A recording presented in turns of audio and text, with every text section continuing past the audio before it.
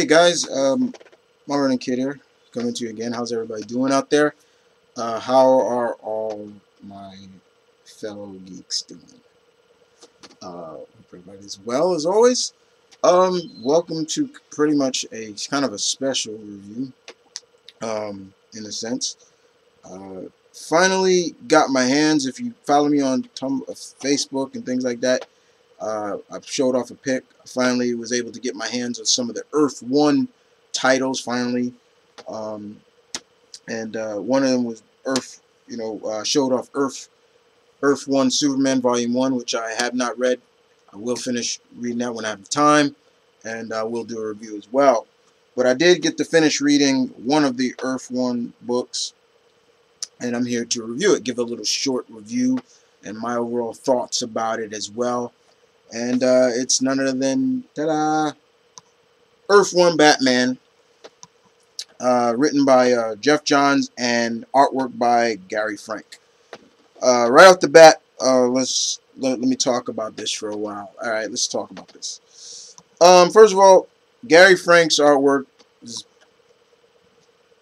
damn well beautiful. I love Gary Frank's artwork. I think his artwork is great. I got a friend that thinks his artwork is kind of creepy.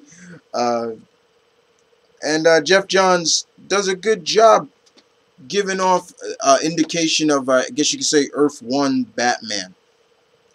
Now, as always, the origin pretty much, you can't really muck up or flip the script on the origin of Batman. It's nothing you need to tweak or nothing you need to explore even more of how he became this way. 8-year-old boy sees his parents get shot. He wants vengeance, but there is a little bit of a twist to it as well. And Geoff Johns in him actually showcases that in this volume. I love the twist and character dilemmas, I should say, between a lot of the famous supporting cast of the Batman universe. One of them right off the bat is the faithful butler, Alfred. Alfred is very different in this. He is not the same, regal, at your service, things like that. No, this is a different Alfred. This Alfred, for all who's kind of, I can't think you could say who watches Gotham, that Alfred kind of suits this version of Alfred a lot. He's old friends with Thomas Wayne. Thomas Wayne brought him in to help him because it seems like Thomas Wayne is running for mayor in the beginning of this. Not going to spoil too much, even though this has been out for a while. I'm still going to treat it as if nobody's really read it. But things go down, and you know the story between what happens to the Waynes. It's good to see Batman a lot different in his Bruce, a young Bruce, where he's messing up. He's not developed into what he is destined to be. It's good to see that he didn't start off, bam, he's already perfect. I like that. I don't like where, we see the little bit of Roy, and then all of a sudden he's perfect. He knows what he's doing. I'll spoil a little bit. His gadgets are ruining, his grapples are messing up, things like that. He's not as good of a fighter as you think he is. But like I said, the dynamics between some of the characters, like Gordon, man, was really intrigued by that. I thought that was really well done. Harvey Bullock came off really different than the Harvey Bullock that we know. One thing I'll spoil this one, he's skinny. He comes from L.A. He comes from a kind of like an America's Most Wanted feel, like background. Like he's hosted a show where, like Cops. He was a cop, but things like that. And he comes to Gotham because, what's that old saying? Gotham is the most dangerous city in the DC universe and things like that. Barbara is pretty much the same, but Gordon is, as always, very protective of his daughter, and we get to see the reason why.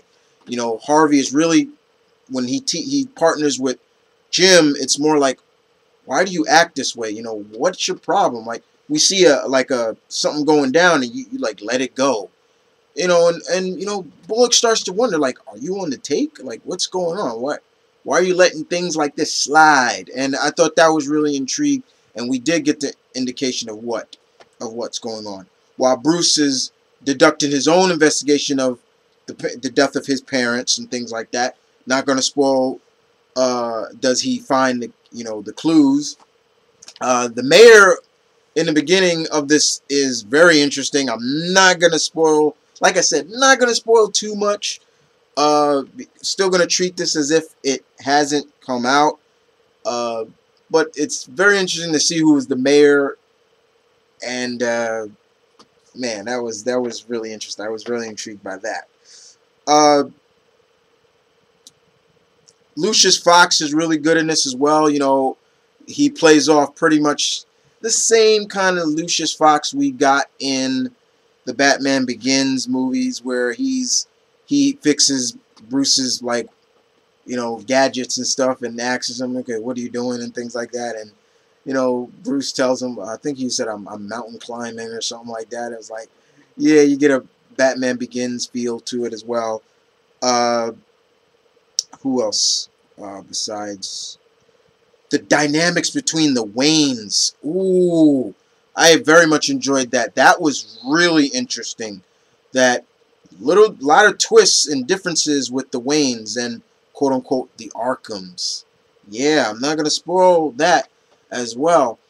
But overall, this was really good. I very much enjoyed the storytelling and the major, I guess you could say, antagonists of kind of which puts the seeds of Batman becoming the defender of Gotham into it. The birthday boy, that was his name.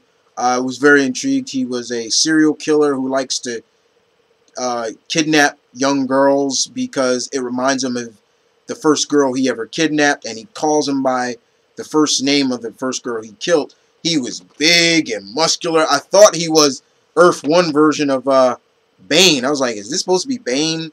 And you know, a different Bane or something like that. Like, but it was interesting to see, and very much intriguing, especially what happens at the end between the mayor and who becomes the new mayor of Earth-1 Gotham. I'm not going to ruin who that is, but it's somebody very close to Bruce, and someone else that we would know will become a famous member of his rogues gallery. I'm not going to spoil that.